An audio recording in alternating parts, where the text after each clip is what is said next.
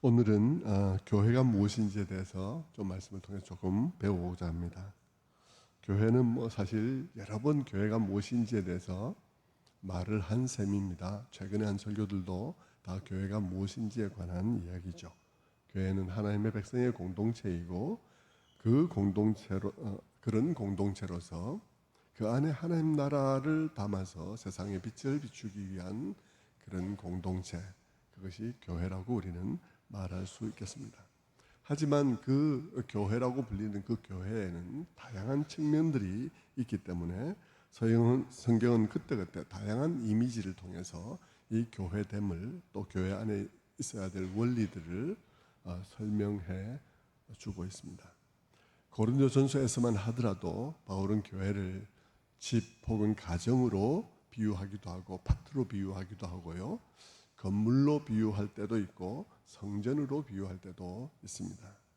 각각의 비유는 어떤 측면을 강조하려고 하는 것인데요, 교회를 가정으로 그릴 때에는, 고린도서에서 교회를 가정의 이미지로 그려줄 때는 교회 안에 다툼 이야기를 할 때 가정이라는 이미지를 가지고 말합니다. 집에는 늘 어린아이가 있기 마련이죠. 그래서 어린아이는 어떻습니까? 어린아이는 성숙하지 못했고, 성숙하지 못했기 때문에 늘 말하는 것과 행동하는 것이 유치하고 미숙하죠. 그래서 아무것도 아닌 것 가지고 자랑하다가 아무것도 아닌 일로 다투고 그렇게 하게 되는 것입니다. 교회 안에는 그런 사람들이 있기 마련이다. 그게 집이기 때문이다. 가정이기 때문이다. 라고 말을 하는 거예요. 이게 하나님의 가문, 하나님의 가정이라면 거기는 어른도 있고 어린아이도 있는 것과 마찬가지로 그럴 수밖에 없는 거다 하는 사실을 기억하라고 하는 것입니다. 그런가 하면 교회를 밭으로 비유할 때도 있습니다.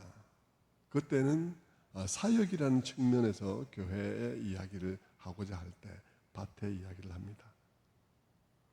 사역자들은 물을 주는 사람과 같은 사람들이지, 사역자들이 자라게 하는 사람은 아니라는 것입니다.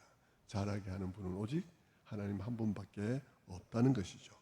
그러니까 내가 이 사역자가 좋다고 자기가 좋아하는 사역자를 중심으로 당을 짓고 갈등하는 일, 그런 일은 옳지 않다는 것이죠. 사도 바울이 하고 싶은 말은 뭡니까?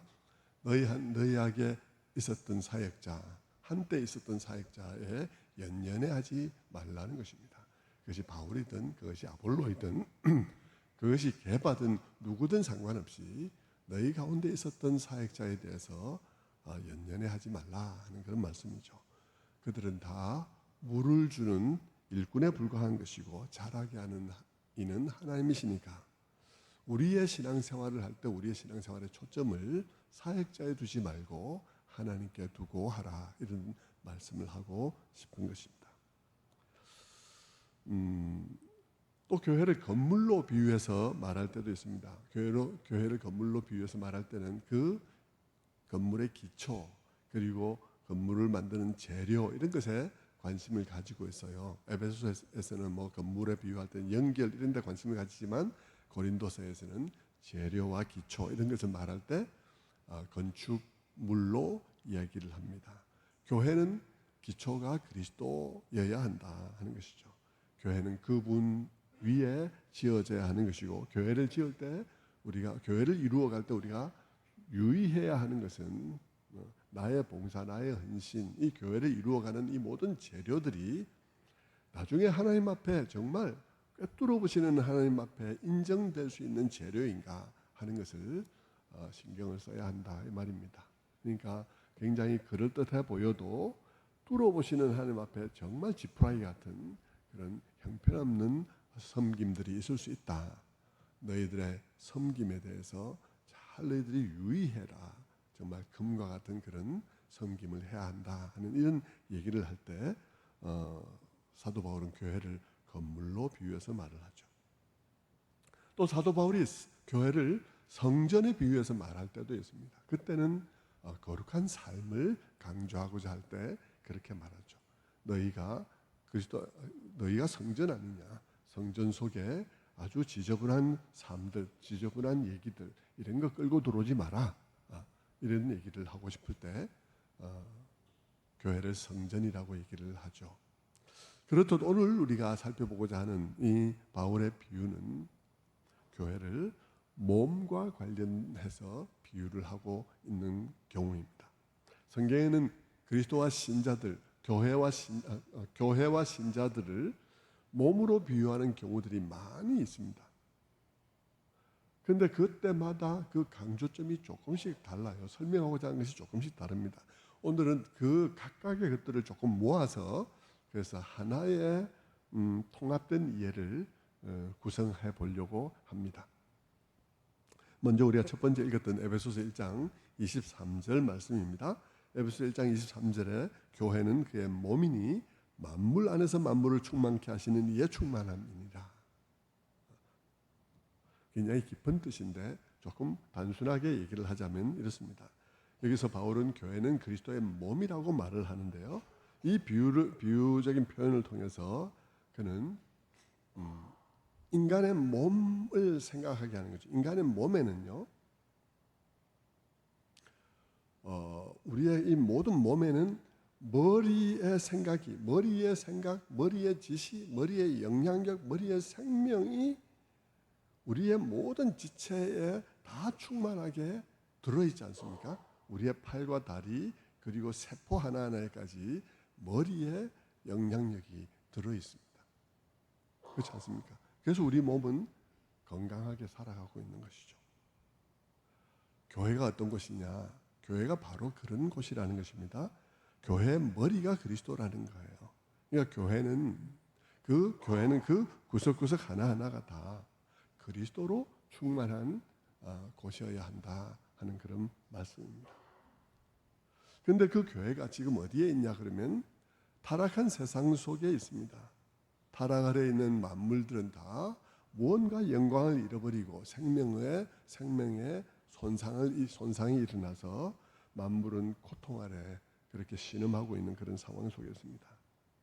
교회는 뭐냐 그러면 바로 그런 타락 아래에 있는 세상 속에 있으면서 타락 아래에 있는 그 만물들 안에 그들의 생명과 질서를 다시 한번 충만하게 하기 위하여 그것을 원래 충만하게 하셨던 그 하나님이 먼저 충만하게 하시려는 곳이 바로 교회라는 것입니다. 이 세상 고통받고 있는 이 세상, 충만했던 그 세상을 다시 한번 충만하게 하기 위하여 그것을 충만하게 하셨던 그 하나님이 교회 속에 우선 충만하게 하시려는 것, 바로 그곳이 바로 교회다. 그러니까 이 교회를 통해서 이 세상의 충만함을 다시 한번 회복하시려는 그것이 바로 이 교회다 하는 것입니다. 그러니까 교회가 굉장히 위대한 것이에요. 우리가 그냥 교회, 저기도 교회 있네, 저기는 목양교회네, 저기는 세주안교회네, 저기 한번 가볼까? 요래 가지고 왔다 갔다 하는 것이 교회가 아니란 말입니다. 그런 정도가 아니고 하나님의 계획 속에서 교회는 하나님께서 이 만물, 고통받고 있는, 영광을 잃어버리고 생명을 잃어버리고 고통받고 있는 이 만물을 다시 한번 충만하게 하기 위하여, 그 속에 생명과 질서가 충만해지게 하기 위하여 먼저 충만하게 하시기로 정한 곳이 바로 교회라 이 말입니다. 그러니까 교회는 여러분이 생각한 것보다 훨씬 위대한 곳이에요. 훨씬 위대한 곳이에요. 그냥 이렇게 뭐 쇼핑하러 다닐, 말씀 쇼핑하러 다닐 그런 곳이 아니에요. 이것은. 여러분이 속해서 뭔가 위대한 일에 사용되어야 할 그런 곳이에요. 그러니까 교회는 너무나 위대한 곳이죠.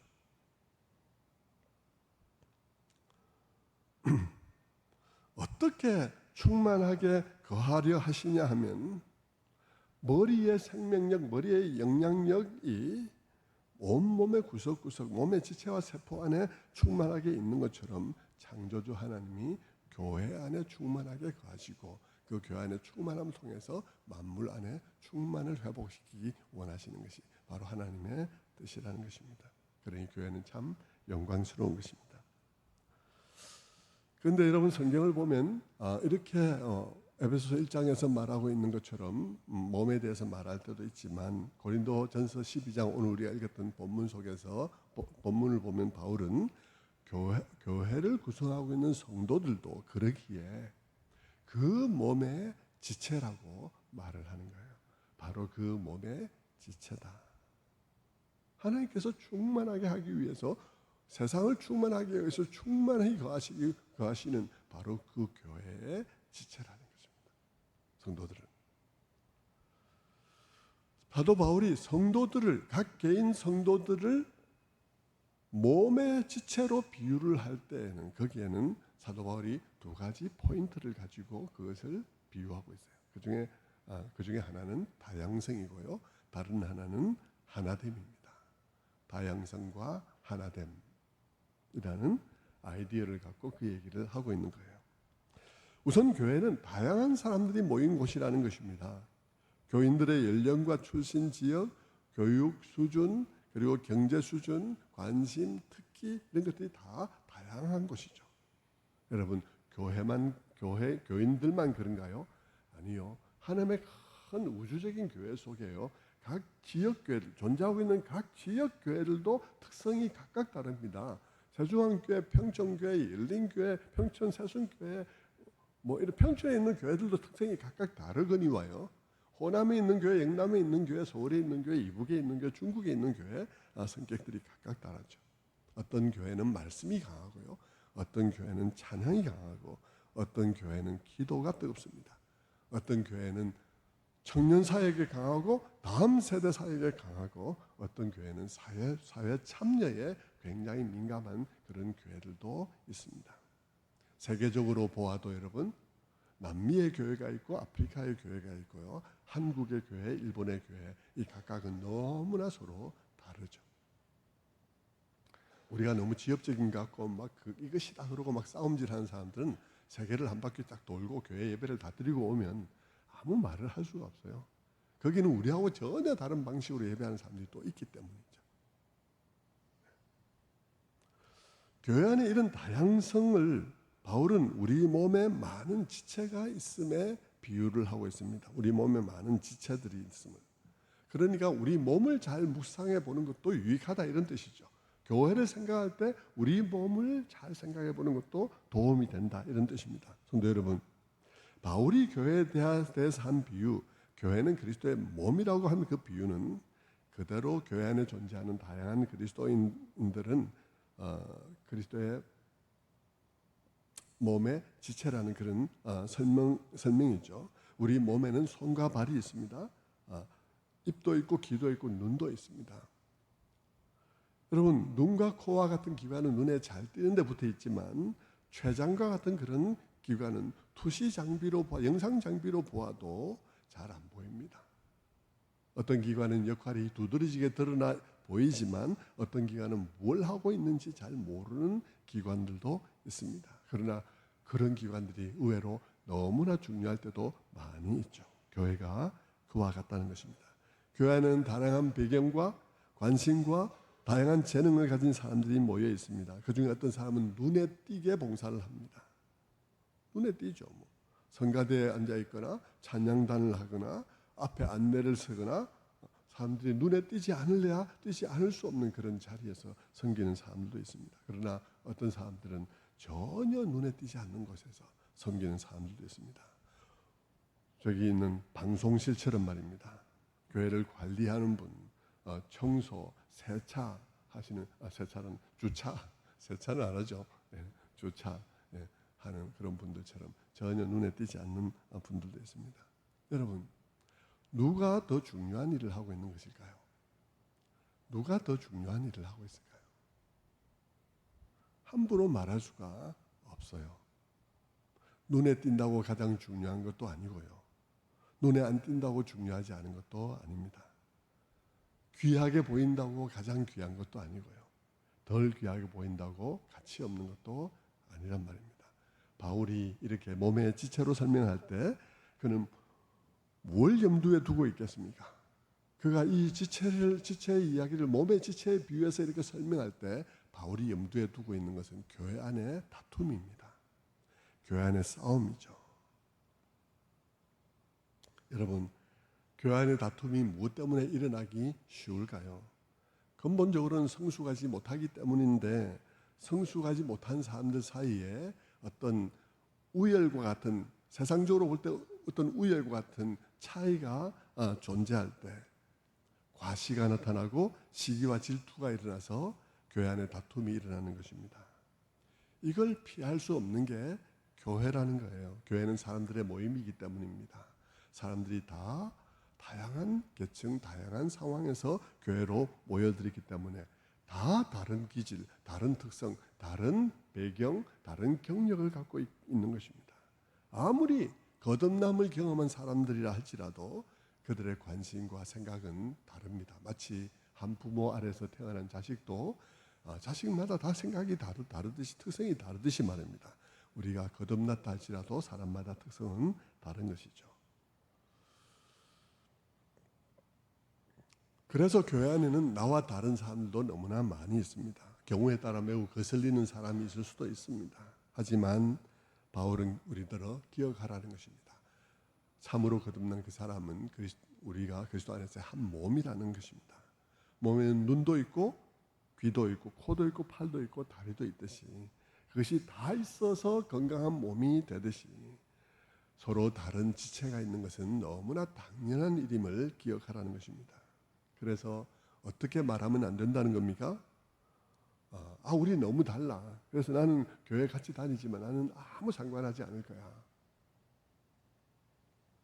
그런 말을 쉽게 해서는 안 된다는 것입니다. 혹 그런 감정이 들 때가 있다 할지라도 그 감정을 표출하기 전에 우리는 성경의 이 이야기들의 귀를 기울여야 한다는 것입니다. 거기에 대해서 사도 바울이 이런 말을 하고 있는데, 사도 바울이 이 말을 하고 있는 그 시대는 고대 시대이죠. 그 당시 그 시대는 그야말로 극단적으로 계층적인 사회였습니다.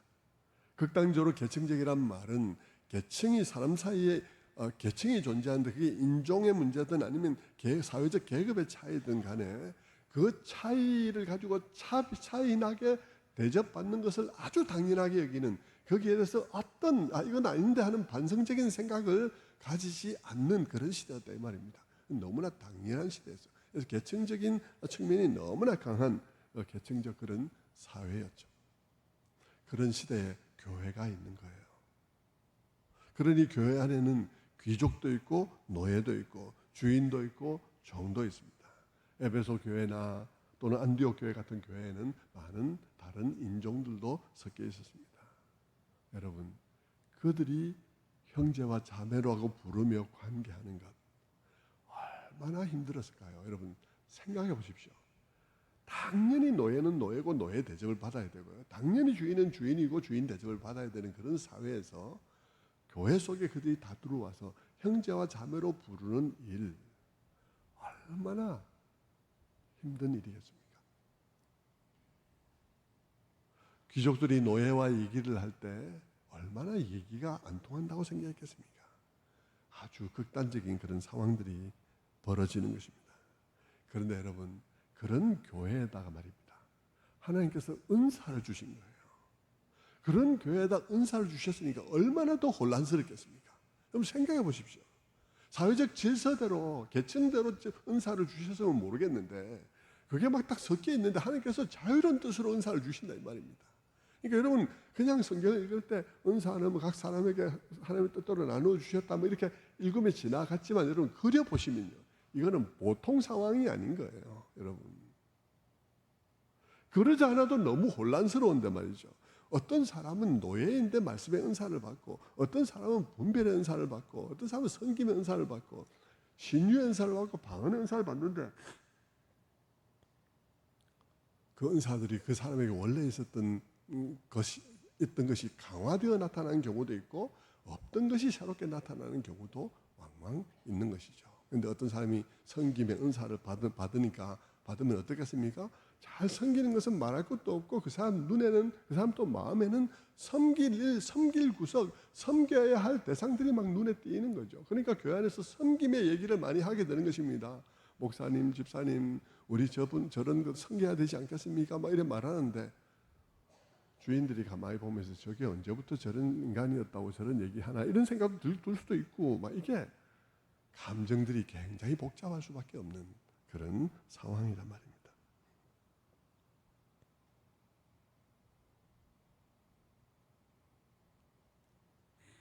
그런데 여러분 그런 가운데서 어떤 사람들이 깨달음이 열리면서 영적 교사가 되고 어떤 사람의 기도가 열리면서 사람 막 깊이 기도해서 사람들이 그들을 보면서 자기의 사정을 얘기하고 상담하며 그렇게 기도 부탁을 하고 하는 이런 일이 벌어지는데 이 일이 사회적 계급의 순으로 이루어지지 않았다고 한번 보십시오. 어떻게 될까요? 교회가 어떤 모습이겠습니까? 상상이 갑니까, 여러분? 노예가 말씀의 은사를 받았다. 상상이 갑니까? 노예가 가르친다. 상상이 안 가죠.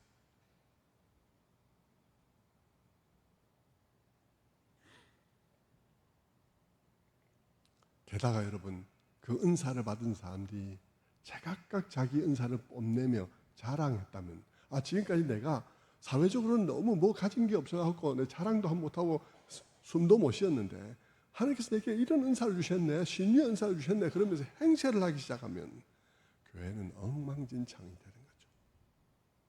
눈 뜨고 못 보는 거죠. 여러분, 초대교회는 생각한 것보다 훨씬 더 혼란스러운 교회인 거예요. 굉장히 혼란스러울 수 있는 교회가 초대교회입니다.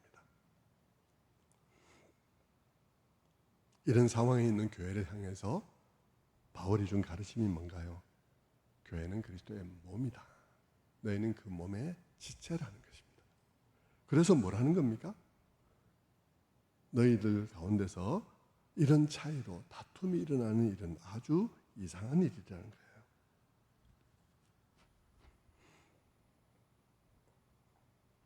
얼마나 이상하냐 하면 바울이 하는 말을 한번 보십시오.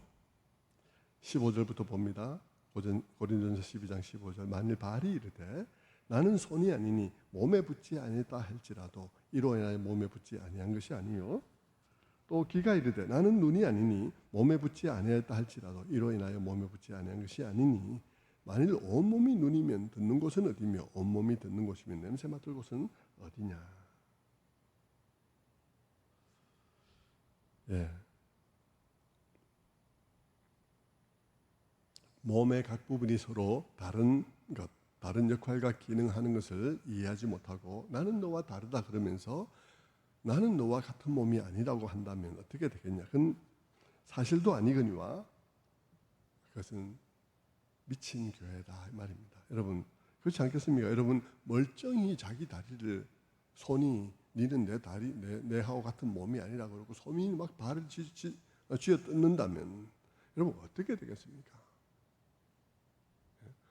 손이 눈더러 너는 내 몸이 아니다 그러면서 눈을 찌른다면 어떻게 되겠습니까? 여러분 그런 것을 보고 여러분 뭐라 그러겠습니까? 미친 교회라, 미친 사람이라고 말하지 않겠습니까? 오늘날 교회가 그럴 수 있다는 말인 것이죠. 그런데 여러분 오늘 교회, 우리들의 교회는 그렇지 않을까요? 우리 가운데는 그런 갈등 없는 걸까요? 사실요, 오늘날 교회는 조금 세련된 교회면 물론 그런 일들을 노골적으로 드러내는 경우는 거의 없을 거예요. 그것을 노골적으로 드러낸다면 아주 형편없는 수준의 사람이라는 말이 될 테니까 말이죠. 대개는 이런 것들 욕망들 있는 사람들이 아직도 많이 있는데 대개는 어떻게 하죠? 굉장히 어른이기 때문에 어른의 방식으로 그것을 드러낼 뿐인 것입니다. 안 그런 것처럼 관심이 없는 것처럼 그러면서도 그러는데 그래도 참 우스운 것은요. 그 옆에 있는 사람은 다 알고 있다는 거예요. 정말 본인만 모르는 거예요. 옆에 사람이 알고 있다는 것을 본인만 몰라요. 그게 참 아이러니죠. 그래서 우리의 마음이 그런 마음이 있다면 자기 스스로 다스려야지. 그렇지 않으면 남들 다 알고 자기만 모르는 것처럼 생각하는 경우들이 왕왕 일어나는 것입니다. 여기 바울의 가르침은 뭔가요?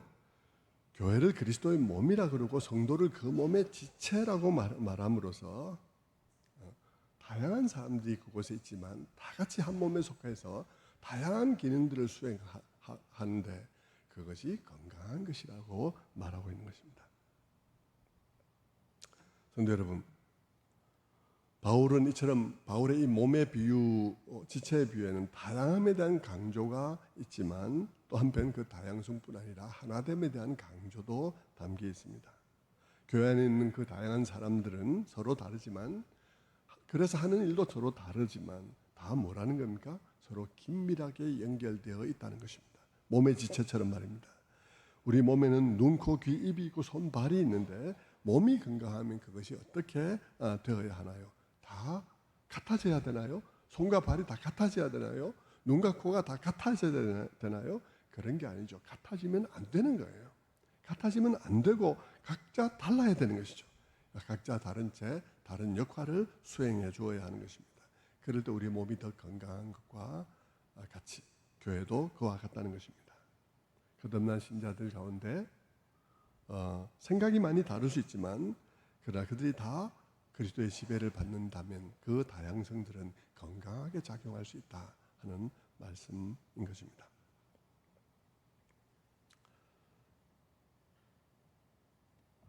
성도 여러분, 우리는 서로 다른 한 몸의 다른 지체로서 서로의 역할을 잘 이해하지 못하고 남들이 좀 눈에 띄지 않게 그런다 해서 그 사람이 뭔가 좀 많이 소홀한 것처럼 느껴질 때들도 많이 있습니다.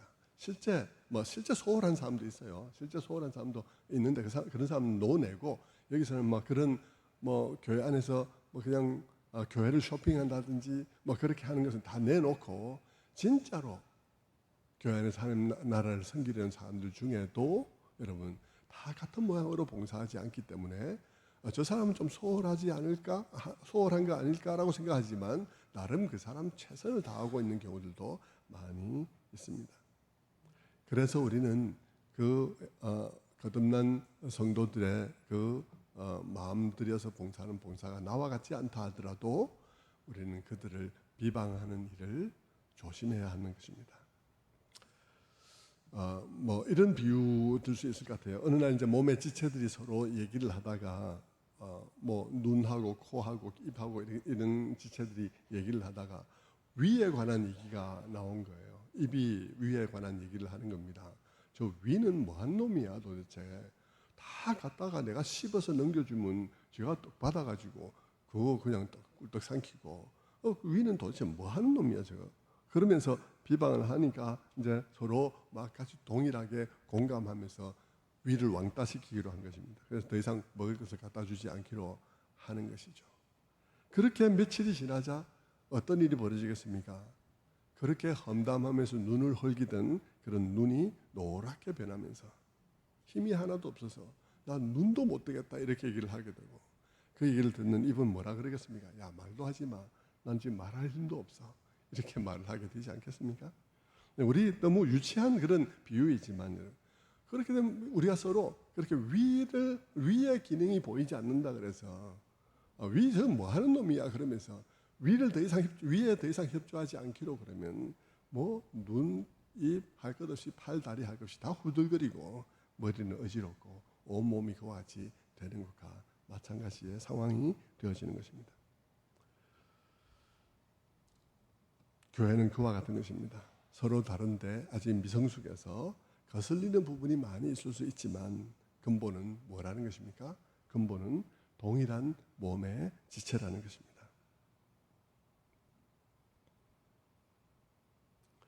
마지막으로 다음 처음 이야기로 돌아갑니다. 에베소서 1장 23절 다시 돌아가죠.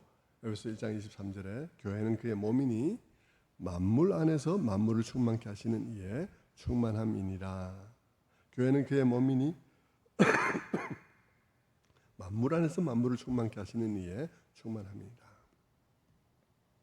골로새서 1장 18절에는 이렇게 말합니다. 그는 몸인 교회의 머리시라. 예수 그리스도가 머리라는 것입니다. 이처럼 성경은 교회를 주님의 몸이라 그러고 성도는 그 몸의 지체라고 하는데, 그러나 우리가 이때 잊지 말아야 할 것은 이것입니다. 바울이 이렇게 몸과 머리라고 말할 때마다 바울이 당연히 전제하고 있는 것이 있는데 교회를 몸이라 할 때마다 전제하고 있는 게 있는데 그게 뭐냐 그러면 머리는 그리스도라는 것입니다. 그렇다면 이 몸의 비유, 머리의 비유가 강조하는 것은 뭐겠습니까? 다양성과 하나됨 그것뿐만 아니라요. 다양성과 하나됨 그것만이 아닙니다. 우리가 서로 다른 것을 그저 다양성으로 받아들이기만 하면 되는 것이겠습니까? 그리고 한 몸으로 인정하기만 하면 되는 것일까요? 그게 아닙니다. 여러분, 여기에 몸이라는 비유에는 항상 전제가 있는데 머리가 있다는 거예요. 그것이 그리스도라는 것입니다.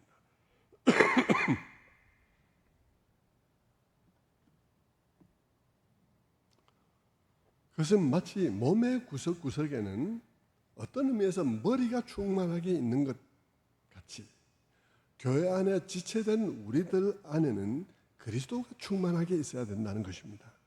우리 각 지체는 그리스도의 지배, 그리스도의 지시를 받아야 한다는 것입니다.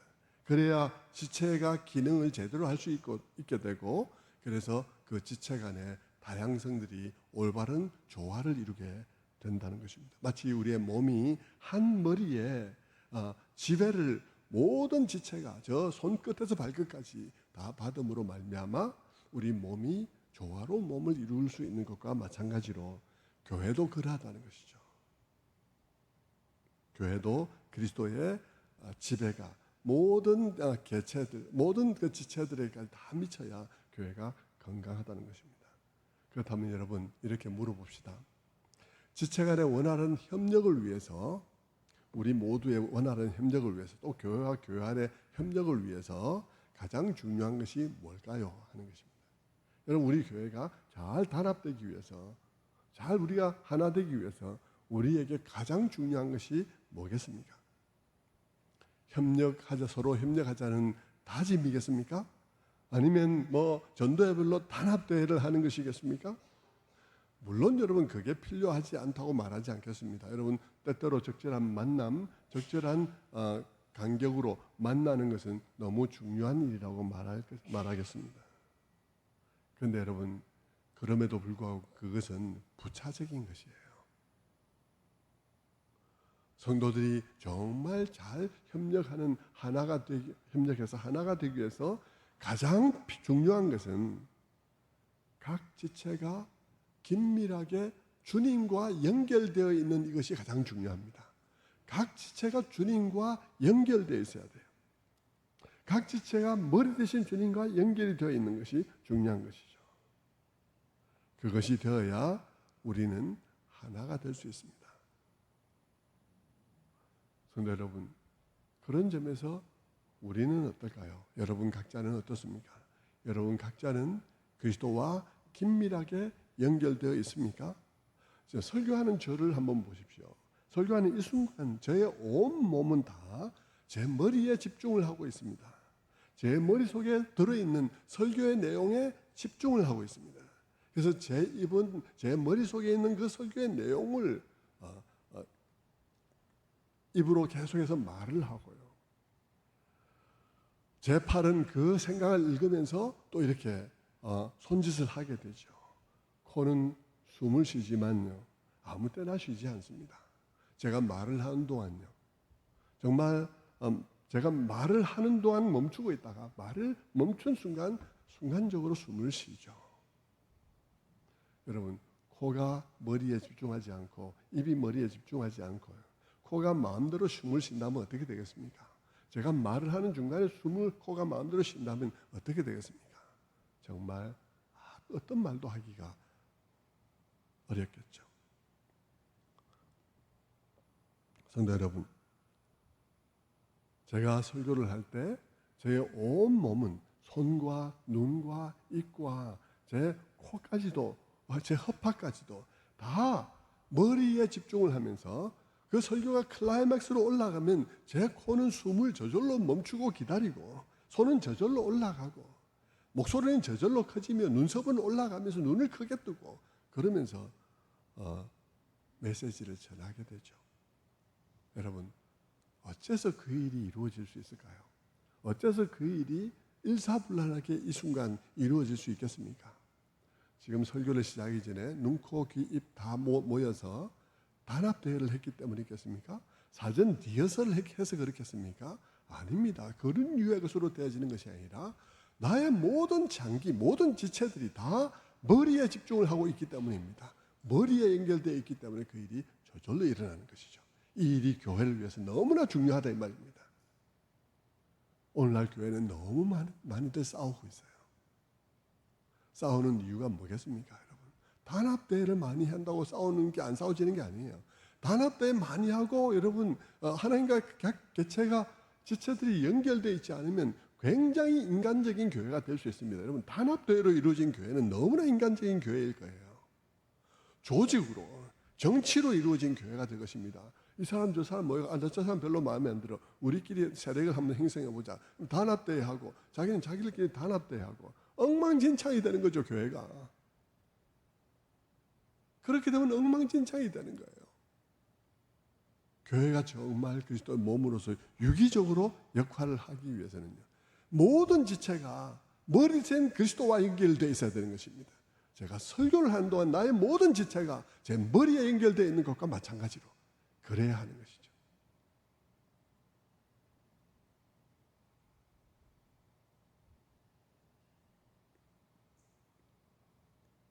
그렇게 되면 여러분 교회가 함께 사회를 향해서도 메시지를 만들어낼 수 있을 것입니다. 여러분 교회가 성숙하고 든든해지려면 전도 회원들이 모여서 서로 잘해보자고 단합대회하고 같이 소풍 가고 하는 것 필요하지만 그러나 여러분 그것만으로는 안 된다는 사실을 기억하시기 바랍니다. 그건 너무 필요해요. 그런 일들을 기획하는 분 너무 수고하십니다. 그러나 여러분 기억하십시오. 그것만 있다면 인간적인 교회가 될 것입니다. 반드시 그 이전에 더 근본적으로 각 지체가 그리스도와 연결되어지는 일, 그 일이 있어야 되는 거예요. 그러므로 함께 모여서 말씀 듣고 함께 모여서 기도하는 일들이 굉장히 바탕의 저변을 형성해야 되는 것이고 그런 가운데 단합대회도 있고 해야 되는 것이죠.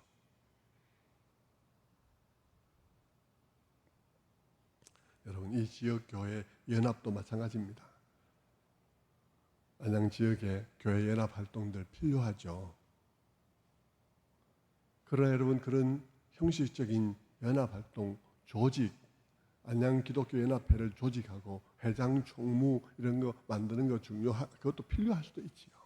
그러나 여러분 그 교회들이 각자 그리스도와 연결되어 있는 일을 공고히 하지 않은 채 여러분 우리도 기독교 연합회 한번 만들어 보자 이래서 만든다면 여러분 그 기독교 연합회는 아무 소용이 없는 거예요. 아무 짝에도 없는 것입니다. 노회 연합 활동도 마찬가지입니다. 저는 그런 일에 그렇게 큰 관심을 가지고 있지 않습니다만 그 이유도 마찬가지예요. 만약 교회가 그렇게 교회들이 함께 모여서 점심 먹고 노예 돈 쓰면서 이런저런 사업을 함으로써 잘되고 든든히 세워져 갈 수 있다면 얼마든지 하겠지만 거기서 자리 다툼하고 어떤 역할 다툼하고 내가 뭐다 이게도 뭐다 이렇게 얘기를 하려 한다면 그건 아무 소용이 없는 거예요. 그렇게는 결코 건강하게 세워져 갈 수 없는 것입니다. 많은 사람들은 많은 착각을 하며 살아가고 있습니다. 눈에 보이기를 되는 것처럼 보이면 그게 되는 거라고 생각하는 착각들을 하고 있습니다. 그러나 여러분 그렇지 않습니다. 그리스도와 연결되는 일이 너무 중요한 것이죠. 여러분 우리가 한 교회로서 서로 사랑하게 되는 것 언제겠습니까?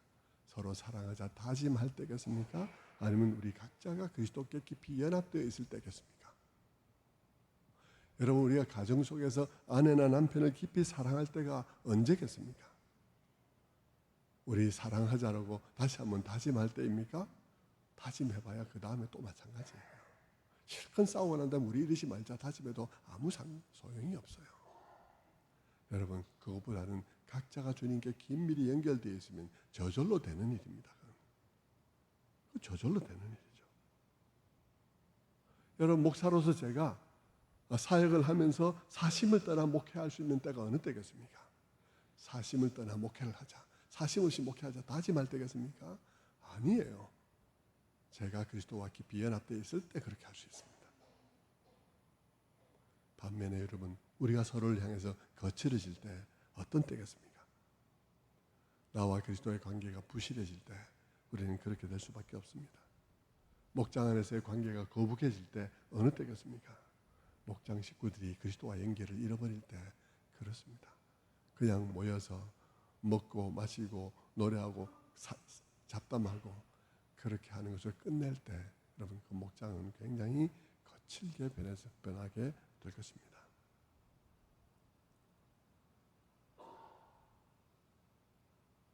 마지막으로 말씀 한 군데를 보겠습니다. 우리가 어떤 때 우리가 정말 자라날 수 있는가? 어떤 때 우리가 그리스도를 향해서 자라날 수 있는가? 에베소서 4장 15절 16절 말씀은 이렇게 말합니다. 에베소서 4장 15절 말씀, 범사에 그에게까지 자랄지니라. 그는 머리니 곧 그리스도라. 그에게서 온 몸이 각 마디를 통하여 도움을 입음으로 연락하고 상합하여 각 지체의 분량대로 역사하여 그 몸을 자라게 하며 사랑 안에 스스로 세우느니라. 각 지체가 그리스도의 연결. 다시 한번 볼까요? 다시 한번 에베소서 4장 15절입니다. 범사에 그에게까지 자랄지니라. 그는 머리니 곧 그리스도라. 그에게서 그로부터 온 몸이 각 마디를 통하여 도움을 입음으로 연락하고 상합하여 각 지체의 분량대로 역사하여 그 몸을 자라게 하여 사랑 안에서 스스로 세우느니라. 그는 머리인데 그로부터 온 몸이 각 마디를 통해서 연결되어 있는 거예요.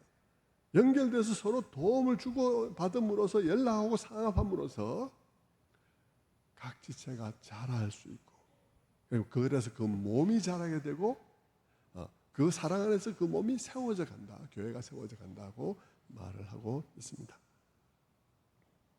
마지막으로 성경이 교회를 그리스도의 몸이라고 할 때 교회는 어떤 의미에서 그리스도의 몸인가, 무엇을 의미하는가 하는 것을 한번 다시 생각해 보겠습니다. 교회를 그리스도의 몸이라고 할 때 거기에 포함된 중요한 마지막 의미는 그 교회가 세상 속에서 세상 사람들이 그리스도를 보게 하는 도구가 된다는 것입니다. 그 교회가 세상 속에서 보이지 않는 그리스도를 보게 하는 도구가 된다. 그래서 그리스도의 몸이에요. 그러기 위해서는 그 그리스도의 몸은 그리스도가 이 땅에서 몸으로 하던 일을 해야 합니다. 그리스도께서 더 이상 이 땅에 몸으로 계시지 않는 대신에 교회를 그분의 몸으로 삼으셨기 때문에 교회는 그분이 하시던 일을 해야 하는 것입니다. 교회는 그분의 손이 되어야 하고요. 그분의 몸이니까. 교회는 그분의 발이 되어야 하고 교회는 그분의 입이 되어야 하는 거예요. 그리고 세상은 그 몸된 그 교회를 통해서 그리스도의 체온을 느껴야 되는 것입니다. 그 교회를 통해서 그리스도의 향취를 느껴야 하는 거예요. 그러기 위해서 교회가 존재한다 이 말입니다. 하나님께서 각 사람들에게 은사를 주시는 것도 그와 같은 이유입니다. 그 은사를 통해서 교회가 건강하게 되되 그 은사 받은 자들이 통로가 되어서 각자 다른 통로가 되는 거죠. 받은 은사대로 각각 다른 통로가 되는 거예요. 각각 그리스도의 다른 센서가 되는 거예요. 그래서 그 받은 은사대로 그리스도를 드러내는 몸으로서, 몸의 세포로서 기능하게 하려는 것이 은사를 주시는 이유입니다. 교회로 하여금 그 은사 받은 자들을 통해서 주님의 마음을 민감하게 느끼게 하기도 하고 주님의 마음으로 실천하게 하기도 하는 것입니다. 거기에 은사가 사용되어지는 거예요. 한 가지 16세기의 한 그리스도인이 쓴 시를 인용하면서 마치겠습니다. 16세기의 한 그리스도인이 이 몸된 그리스도의 몸이라는, 교회는 그리스도의 몸이라는 이 진리를 깊이 묵상하다가 이런 아름다운 글을 남겼습니다. 그리스도에게는 몸이 없습니다. 당신의 몸 밖에는. 손도 없고 땅을 밟을 발도 없습니다. 당신의 손과 발 밖에는. 당신의 눈을 통해 그분은 이 세상을 당신의 눈을 통해 그분은 이 세상을 긍휼히 보십니다.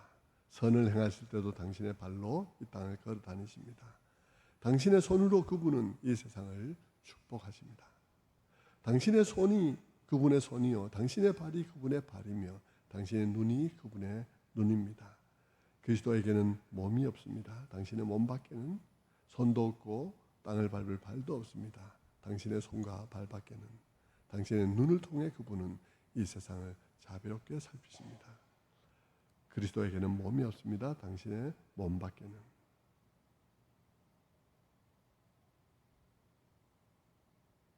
성도 여러분, 우리 이 16세기의 성도가 썼던 이 시 우리의 마음에 한번 새기면서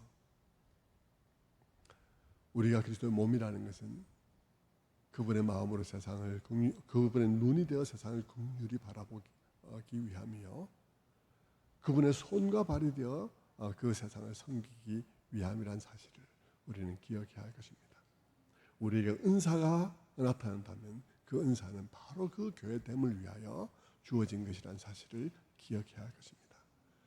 말씀드렸죠. 초대교회가 굉장히 혼란스러울 수 있는 그런 상황이었다는 사실을 말씀드렸습니다.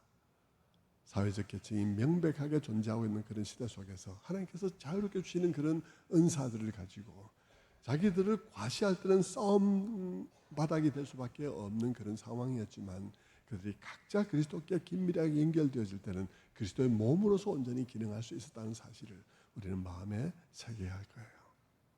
앞으로 우리 평촌 새순교회가 나아가는 길 속에서 우리 교회가 그런 교회로서의 인식을 가지고 아름다운 교회로 더욱더 성장해 갈 수 있게 되기를 주님의 이름으로 축원합니다.